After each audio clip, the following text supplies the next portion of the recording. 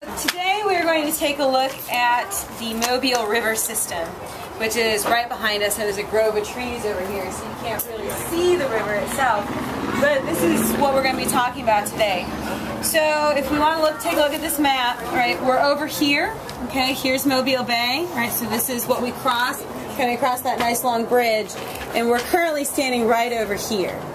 Now you might be asking yourself and me, why didn't we go to the Mississippi River? That's right there. It's so easy.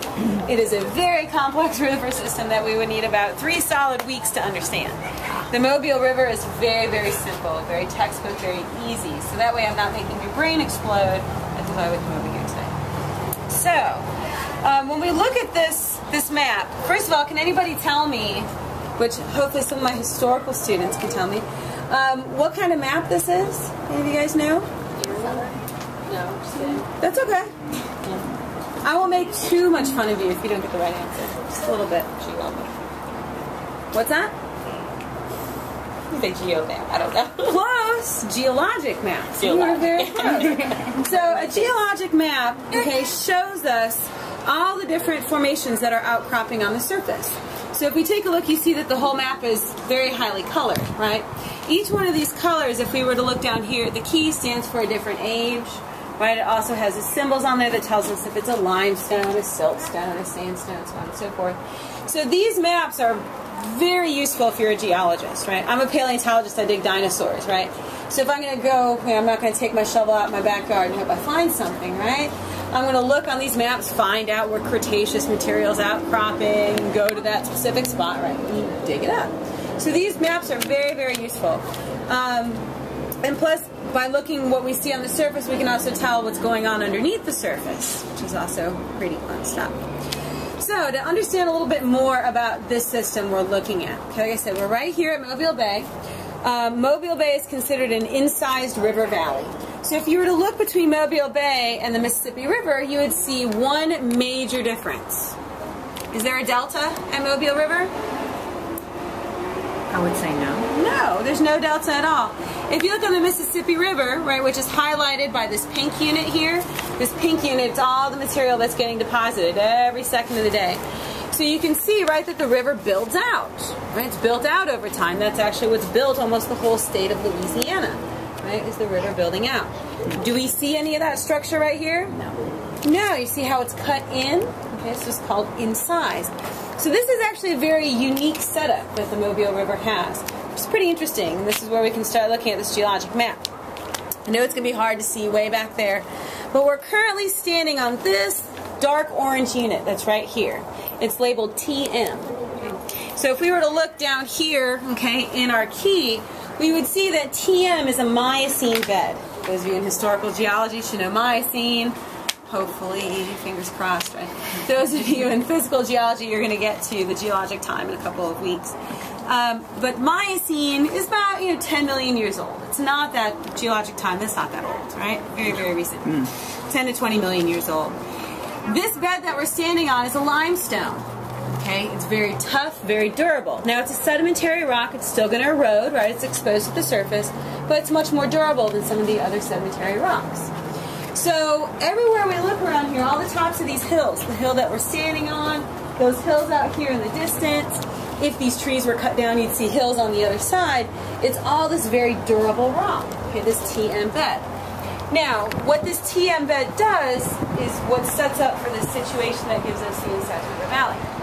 It's not flat lying. Remember, all of our rocks are initially deposited flat lying. It's been deformed through time. So as it's been crunched, what's happened is it pops up on the top of each one of these hills, and right here at the river's edge, it dips down and goes underneath the river and pops back up on the other side. So we've essentially got a big syncline, right, underneath our river. A syncline, right, makes a happy face in cross-section, right? Syncline, smiling. So with a C or an S? S. S. With an S. So we make this nice big syncline underneath the river valley. Well, because that rock is very durable and very tough, it acts like concrete, right? If you were to have a basement, right, build your house on top, it's a nice foundation. So what happens is this acts as a nice concrete basement where it doesn't allow the river to erode down through it very quickly. Of course it's eroding through it, but very, very slowly. So what essentially happens is we've got this bay that cannot get any wider really on either side because it's bounded by this really durable material. Up here, okay, this is actually where we crossed this. You see this red line that's kind of coming across here? That's the Bay Bridge that we took. What we came over is what's called the Bay Head Delta. That's essentially where we've got all these kind of little rivers that are coming into this one system, right, coming into the big bay itself. So we've got all these little channels that are being cut, and that's what we crossed over. So all these little channels cut, you can see we've got deposition going on where that pink layer is. So it's going to build up through time. But what do we know about geological history? Does sea level stay the same or does it change through geologic time? It's going to change, right? And of course, we were discussing this in the car, right? Let's see how many of you, at least my historical students, can remember this. If you're not historical, maybe you can piece it together. What is going to be the ultimate thing that controls sea level? Aliens? What's going to control sea level? Plate movement? Plate movement, that's definitely part of it. That's one major aspect. What are we worried about something melting currently? Oh, glaciers, right? We're worried about the big glacier in Antarctica. What happens when the glacier melts? What does sea level do? Rises. It rises. Do you think I can make that glacier bigger over time instead of melting? Well, we don't, humans don't do it, right? Yeah. What happens is you have a continent, currently Antarctica, and as it moves over the pole, right, any water on that continent is going to freeze and it's going to get bigger. Right? Does seawater freeze today? No, right? Why doesn't the ocean freeze? Salt content? Salty, right? It's way too salty to freeze. So you have to have a continent over the pole. When that continent goes over the pole, the sea level lowers as that glacier gets bigger. We call that a regression, right? Those of you in historical, maybe you've heard that word before. Oh, no, physical should know that too right now. Okay, well, see, good, right? So her physical students should definitely know that. My physical students, it's online, so how much you guys are picking up. Right? So as that glacier gets bigger, sea level drops. Okay, and of course, right, when that glacier starts to melt, all that water gets dumped into the ocean and sea level rises. Right.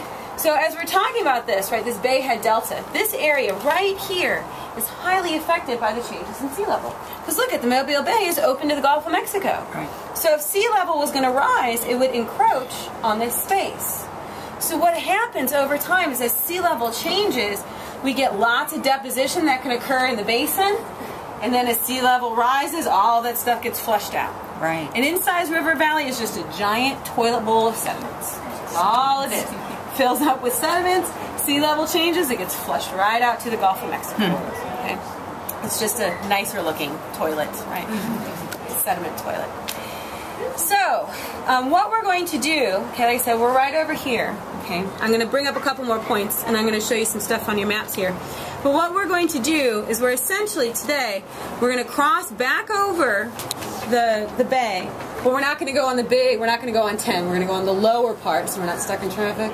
We're going to go over the lower part, and that way you can also be eye level with the bay so you can kind of see these little river systems. And we're going to go to Battleship Park. And once we're at Battleship Park, we're going to talk about the specifics of what's going on in the actual bay itself and how we know what's happening there.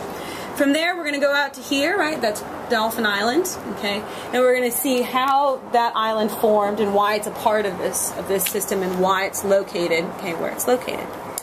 But before we do that, I want you to take a look at your packet. That first page that y'all are looking at, that color diagram or black and white, essentially, this diagram showing you the position of the bay itself over time. So if you've got the colored map, it's got the purple on it. If you don't have a colored map, it's a little bit darker gray. But where that purple is, it's showing you the position of where the Bay Head Delta has been over time. So again, right, you can see with that big incised valley where it's cut into the continent, right, how that's moved. It started further out, way out here in the Gulf of Mexico. As sea level has risen, it's going to cut further and further back into the continent, right? So if sea level is going to continue to rise, which it's going to do, right, this system's going to move further and further and further back into the continent. So if you look, right, if you wonder, right, well, what was the continent like 20 million years ago? Well, you can see all the way where it's labeled Lanyap Delta, that's how much continent we used to have.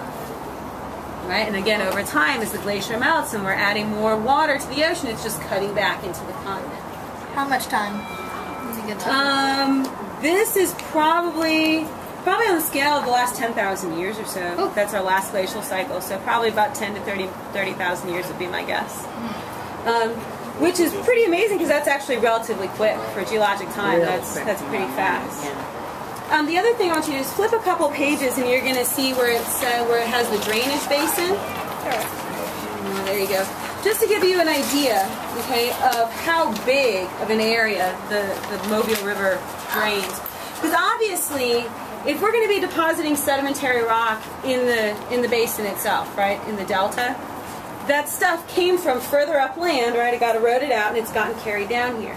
So we need to understand how much of an area, right, the Mobile River drains. So you can see, right, that whole area that's colored on that map, okay, that's the area that the river drains itself, which is a decent sized area, right? It's pretty big. It drains most of the state of Alabama and a little bit of Mississippi. Now again, if we're going to compare that to the Mississippi River, right, well, the Mississippi River drains 2/3 of the United States. So, right, it pales in comparison. Pretty much everything between the Rocky Mountains and the Appalachians, right in the middle, and almost just about everything comes through the Mississippi River. So again, that's why we don't study the Mississippi, because it's highly complex, right? So the Mobile, yeah, that's part of what makes our water nasty by us, right? We get all the pesticides and all that great stuff. Right. So you can see it's got a nice workable sized, right, drainage basin. Okay, so, but we are getting a lot of sediments down and through here. Now, just to draw your eye back to the map here for a minute, because there is a cool feature on here since we're talking about sea level changes that we should take a look at. So, if we take a look, you should be able to see, right, first of all, right, we've got the pink stuff on here that's called alluvium, that stuff that's being deposited right now around our rivers.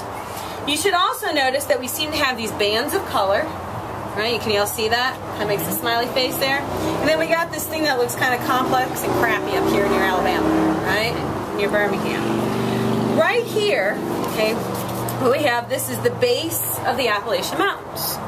Okay. Now, if we look further than that, like I said, we start to get these bands of color. Well, we know sea level has changed throughout time, right? Way back, starting anywhere from about 3.8 billion years ago till 65 million years ago, North America was covered in water. There were very few places in the United States that were actually dry. This area up here where the mountains are, of course they extend right all the way up, that area was dry. You're not going to cover a mountain with water. It's going to look like a bunch of islands, but you're not going to cover it with water. This low-lying areas was flooded with water. Sea level was so high, right, that the Gulf of Mexico wasn't out there. It was all the way up here, right, inside the continent. Well, of course, obviously, over time, sea level has dropped, right? So what we can see here is actually a steady progression of the sea level drop. All of this green represents where the beach was in the Cretaceous. So T-Rex is wandering around, right, wants to go to the beach on vacation. Well, he can come here to Alabama. Right, that's where Gulf Shores was, right, essentially. Okay?